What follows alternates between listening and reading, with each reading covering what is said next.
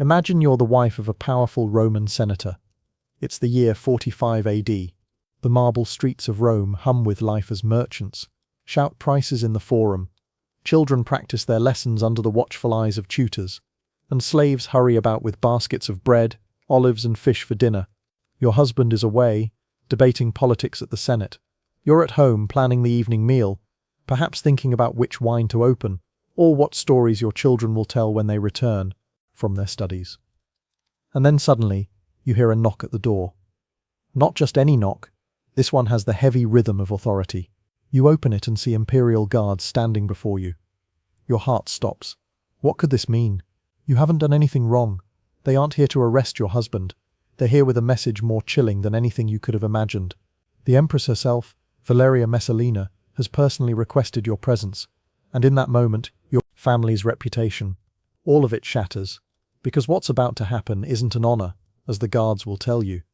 It's a summons into a world of humiliation, exploitation, and psychological torture, where the most powerful woman in Rome uses your body as entertainment and your shame as a political weapon. For Messalina, this is just another Tuesday night. For you, it's the end of everything you thought was safe. History remembers Messalina as the young, beautiful wife of Emperor Claudius, the woman who gave him an heir and appeared beside him in marble statues and ceremonies. To the public, she was the picture of grace and nobility. But behind the walls of the Palatine Palace, Messalina was orchestrating one of the most twisted systems of exploitation the world had ever seen. This wasn't just adultery or scandal. This was systematic, industrial-scale degradation disguised as imperial entertainment. Even Roman historians who lived in a world where slavery, violence, and sexual power games were considered normal struggled to put into words just how horrifying it all was.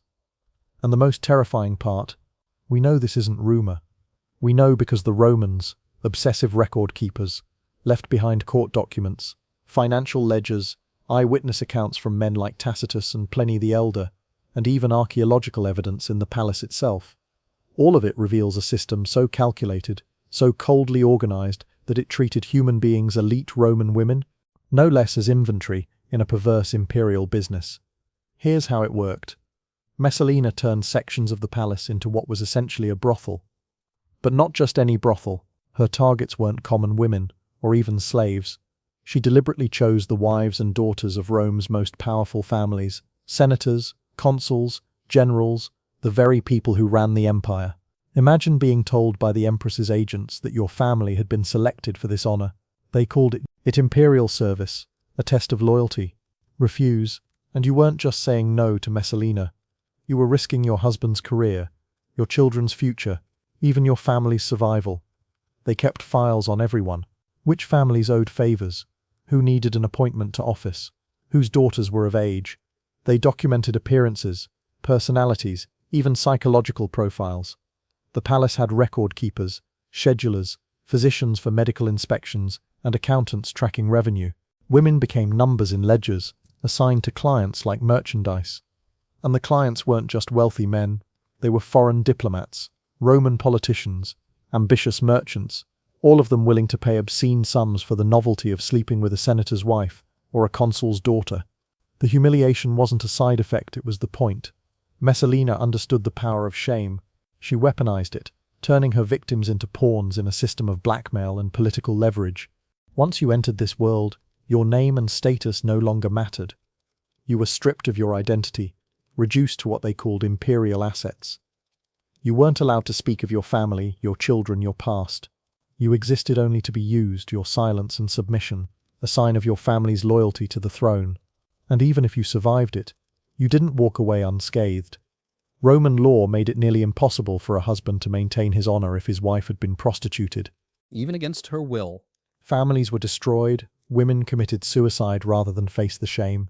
Children grew up branded by their mother's humiliation.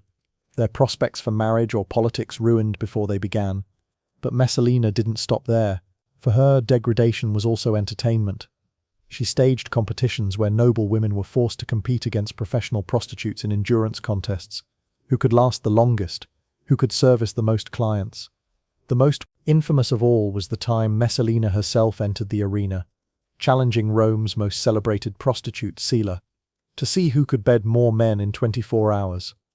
According to Pliny the Elder, who lived at the time, Messalina emerged victorious after 25 encounters. Think about that. The Empress of Rome, the wife of the emperor, turning her body into a spectacle before an audience of Rome's elite. Special chambers were designed for these events. Spectators gathered to watch noble women degraded as though they were gladiators in the Colosseum.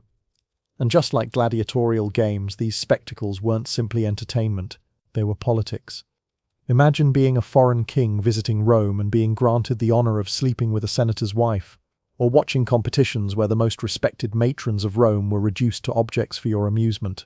It was a demonstration of power, the empire saying, "Look what we can do, look how even our noblest women belong to us." And all of it carefully recorded. Files were kept for blackmail purposes, to ensure that men who participated could be controlled. Once you slept with a senator's wife, Messalina had leverage over you forever. The system spread like a disease. Governors in the provinces, eager to imitate what they saw in Rome, began creating similar networks. Archaeological excavations suggest that government buildings across the empire were modified to accommodate these activities. What started as the private vice of an empress became a model of imperial policy, normalizing the idea that sexual exploitation was just another tool of governance. And while all of this was happening, Messalina was expanding her empire of control through murder, manipulation, and property theft. She wasn't satisfied with just exploiting women, she eliminated anyone who stood in her way. Take her stepfather, Appius Silanus. He resisted her advances, so she orchestrated his execution using one of the most chilling psychological tricks in history.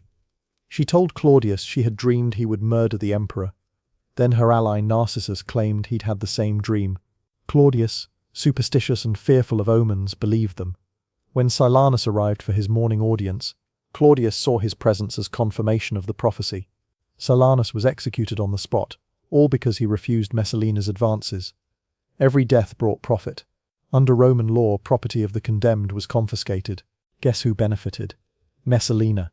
She engineered treason trials to seize estates. One of her most famous victims was Valerius Asiaticus, who owned gardens she coveted. She arranged a trial in Claudius's own bedroom, watched the proceedings, and when he nearly escaped conviction, she intervened to ensure his downfall. She walked away owning some of the most prized real estate in Rome. By now, you might be wondering, how did Claudius not see what was happening right under his nose? The answer lies in how skillfully Messalina packaged her crimes.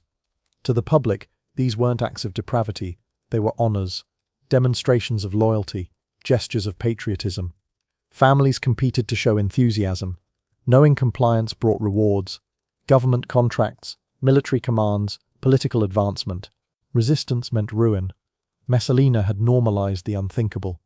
Entire generations grew up believing this was just the way Rome worked. Daughters knew their bodies might one day be demanded by the state. Sons understood their wives might be called to serve the empire. And this is perhaps the most terrifying lesson of all. When you strip away the horror and look at the system, it was bureaucratically perfect, a seamless blend of psychological coercion, economic incentive, and ritualized humiliation.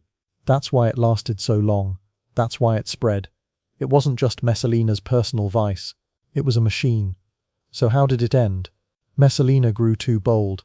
In 48 AD, with Claudius away, she staged what might be the most reckless act of arrogance in Roman history. She married her lover Gaius Silius in a full public ceremony. This wasn't a secret affair. This was bigamy, treason, and a direct challenge to Claudius's authority. The wedding turned into a grotesque festival, where her victims were forced once again to serve as entertainment. For years she had humiliated Rome in private. Now she flaunted it in public. That was her fatal mistake. When news reached Claudius, even he could no longer ignore what had been happening. His advisors, realizing the danger, ordered her execution. Guards found her in the gardens she had stolen through murder years before. In her final moments, the once all-powerful empress begged for mercy, bargaining desperately for her life. There was no dignity, no noble end, only the collapse of a woman who had spent years denying dignity to others. She died as she had lived, in the shadows of violence and shame. And yet, the damage families were ruined for generations. Children carried the stain of their mother's humiliation. The bureaucracy of exploitation she created didn't simply vanish. It left its imprint on Roman politics, on the provinces, on the cultural memory of the empire. Messalina, showed how quickly systematic abuse can be normalized when wrapped in the right language and reinforced by power. She proved how effective shame can be as a weapon of control and how easily entire societies can become complicit in horror when the incentives are right. When we study her story, it's not just about one corrupt empress. It's about patterns that repeat across history, the bureaucratization of exploitation, the manipulation of language to disguise abuse, the way institutions co-opt personal dignity for political ends. We see it in different forms across eras, across cultures, even today. That's why this story matters. Not just because of the thousands of women who suffered in silence, whose names were erased from history, but because the machinery that destroyed them still lurks in different disguises. So what do you think? Could something like Messalina's system happen again in a modern form? Do you think you'd survive if you were caught in her palace machine? Drop your thoughts in the comments. I really want to hear what you make of this insane chapter of history. And if you're fascinated by the dark side of ancient empires, hit that subscribe button because I've got more stories like this coming your way. History isn't just marble statues and dusty scrolls. It's flesh, blood, betrayal, and the terrifying things people will do when they have absolute power. And the story of Messalina is the perfect reminder of just how dangerous that power can be.